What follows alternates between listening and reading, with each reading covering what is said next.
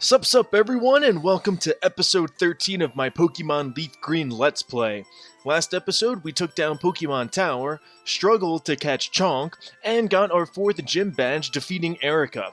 On this episode, we'll continue the game to make our way to Fuchsia City. Now, there are a lot of ways to continue the game and make our way to Fuchsia, but I'm just going with the way I always go, through Cycling Road. Before we get started, I went ahead and taught Littlefoot that Giga Drain that we got from Erica as a prize. It is a 60 power attack. It's only 5 PP, so we might need to use a PP up to up that a little bit. And then I also taught Chonk Brick Break, a fighting type move that we got a couple of episodes ago, so he can attack really heavily. And once we get some more TMs, Chonk will be getting them. And I put him at the front of the party just so we can get some experience for him. Let's go ahead and cut down this tree right here. Thank you. Subscribe. And let's just avoid that battle for now. We got some new Pokemon, so want to train them up a little bit. How'd you get in? Good effort. I cut down a tree. Pretty simple there, old-timer. If we hop into this house right here, we'll talk to you. Oh dear, you found my secret retreat. Please don't tell anyone I'm here. I'll make it up to you with this. And we received HMO2 from the girl. HMO2 is Fly. It's a wonderfully convenient move. Please put it to good use. And we will, once we get a flying type, that is. But Fly is a good attacking move as well in battle, however, it does take 2 turns to hit. Outside of battle, you can fly to any Poke Center you've been to, so it's great for quick traveling. Once we get that flying type Pokemon on the team, I guess if I get a flying type Pokemon on the team, we'll slap it on. If not, we'll just catch a Pidgey or something so we can hop on a 2-foot tall Pidgey to do some flying. So now let's go to Cycling Road, or at least let's go into this building before Cycling Road. Is anybody fun up here? Hi, remember me? I'm one of Professor Oak's aides. If your Pokédex has complete data on 40 species, I'm supposed to give you a reward.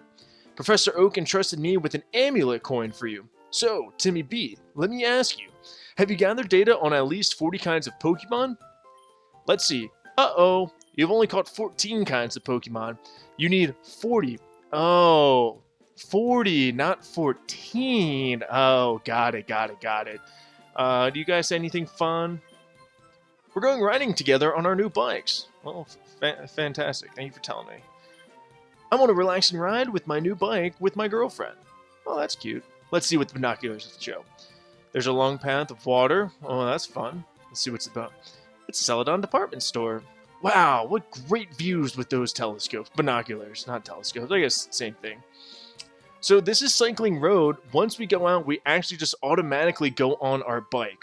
Now, Cycling Road has a good amount of trainers and items. I've battled some of the trainers we need to so far, so I'm just going to go ahead and try to avoid these guys, and we do. But this is Cycling Road. As you can see, you go pretty fast here. You can press the B button to brake and stop, and then going up is a struggle. There's actually a bunch of great items like rare candies, full restores, max revives, and I just tried for the last 10 to 15 minutes to find them. Couldn't find them, so once we get 20 types of Pokemon, I'll get the item finder or 30 or whatever number that was. So I'll probably do that on screen and get the item finder and find these items, but they are good to have, and I want them in my bag, or at least in the PC to put in my bag for later use during the Elite Four. In this little patch of grass right here, you can only catch one new type of Pokemon, and that is Doduo. Doduo is a normal flying type Pokemon who has a decent attack and speed, and will poor everything else. However, when it evolves, it will evolve into Dodrio, whose stats are just better, obviously, because it's a evolved Pokemon. It's good to great speed and attack with average everything else.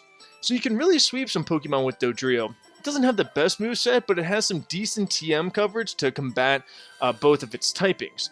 You can also now catch a Raticate and a Fearow here, but we went over them in previous episodes. So this is one path of Cycling Road. As you can see, we go pretty fast.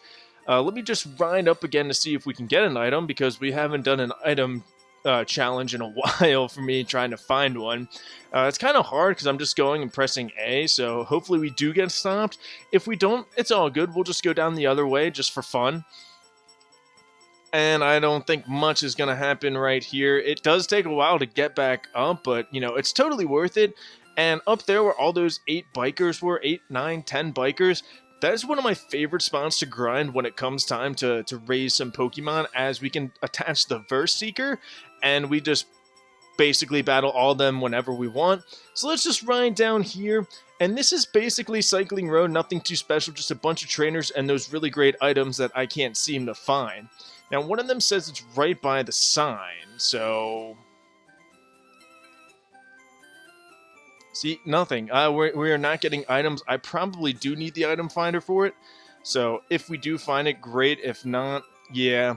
Looks like we're going to need the item finder, so I'll come back and get those later. Let's just check right here. Nope.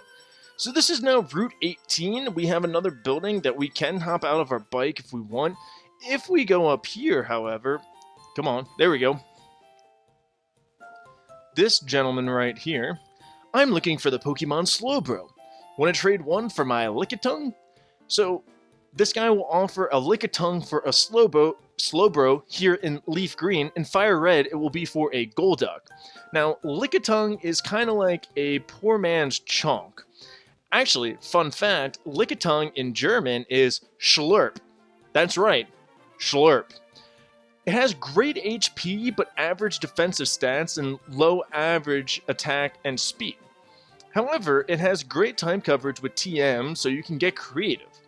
So, it's good, not great. Like I said, it's like a poor man's Chonk. Pallet Town is in the west. Thank you, binoculars. There are people swimming. Oh, wow, that's another great set of binoculars right there. In this little patch of grass right below us, there are 3 bird catchers. And that's honestly great training for Usain, but we'll battle them later and off screen. Don't need to see some shockwaving some birds. And we've made it to Fuchsia City.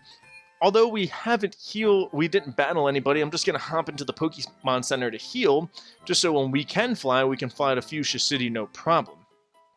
Fuchsia City is actually a critical city in the game. It has a Pokemon Gym, the Safari Zone, and some key items and moves that we need to get. Let's see what's in these buildings right here. What do you got? Oh yes, I'm the moves leader. I can make Pokemon forget their moves. Would you like me to do that? Not right now.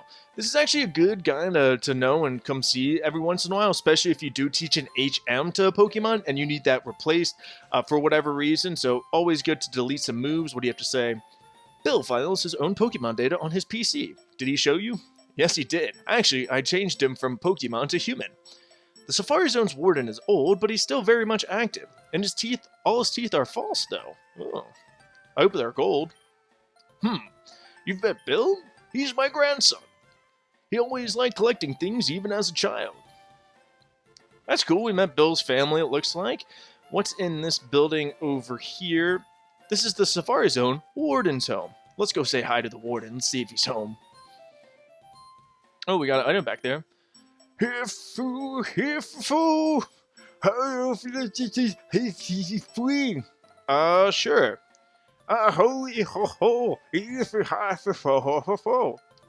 Must be that false teeth. Hopefully we can understand him in the next episode. Pokemon photos and fossils on display. Old Pokemon merchandise. Alright. What's in here? We got a fisherman. I'm the fishing guru's older brother. I simply love fishing. I can't bear to go without. Tell me, do you like to fish? Well, sure. Grand. I like your style. I think we can be friends. Take this and fish, young friend. And we received the good rod from the fishing guru's older brother. Fishing is a way of life. It's like the finest poetry. A crummy old rod could only catch Magikarp. Yes. But with a good rod, you can catch much better Pokemon. Well, that is, I guess, partially right. I mean, Magikarp does, evolve into Gyarados. So, take it as you wish. But we can use the good rod, and we found a Max Revive right here. A great item. Great item. Max Revive will just revive to the fullest. A Revive will only do half HP, whereas a Max Revive will do all the way up. Let's actually use the good rod right here to see if we can find anything good. So with the good rod, we can catch Magikarp still. But then the first Pokemon that we can catch with a good rod, let's see if we actually do catch it right here. A Pokemon's on the hook. And Magikarp. Well, the first Pokemon that we can catch here is Poliwag. It's a weak water type who has good speed. Kind of reminds me of Wingull, who now has a special place in my heart. Poliwag evolves to Poliwhirl and then Poliwrath with a Water Stone. Poliwrath is a water fighting type with pretty good HP, attack, defense, and special defense with average special attack and speed. This is actually a pretty decent Pokemon to have on your team, and since it has an interesting type coverage between both water and fighting, so I would recommend using Poliwrath. Excuse me. The next Pokemon you can catch with the good rod is Goldeen. Goldeen is like a goldfish with a horn and can attack you pretty decently. Not even a nibble. Oh well. Before you flush Goldeen down the toilet though, let it evolve to Seeking, a pretty average water Pokemon with above average attack. It will learn some useful non-water moves to use its horn, but that's about it. I lean toward getting a water-type Pokemon that has a dual type, so, water fighting with Poliwrath, water flying with Gyarados, or even, a water psychic with Starmie. There's a couple others as well, like Cloyster, who is water ice from Shelter, water psychic with Slowpoke and Slowbro, so that's what I would lean to if you want to get a water-type Pokemon in this game. Water and Slowpoke is running a promotion campaign right now. Try to get to the farthest corner of the Safari Zone. If you can make it, you'll win a very convenient prize. Ooh. What about you? We nicknamed the Warden Slowpoke. He has that vacant look like a Slowpoke. That's kind of mean. Slowpoke is kind of like dull and dumb. Warden Slowpoke came in, but I couldn't understand him. I think he's got a speech problem. These guys are just not feeling it with the Warden. Warden Slowpoke is very knowledgeable about Pokemon. Well, thank you. Finally, we're going to give him a compliment. He even has some fossils of rare extinct Pokemon. Look at you. Reading books, being smart and compliment. These guys probably bully you, right? So if we go here, we'll see what you have to say. Where's Sarah? I said I meet her here. Oh boy, are you about to get stood up.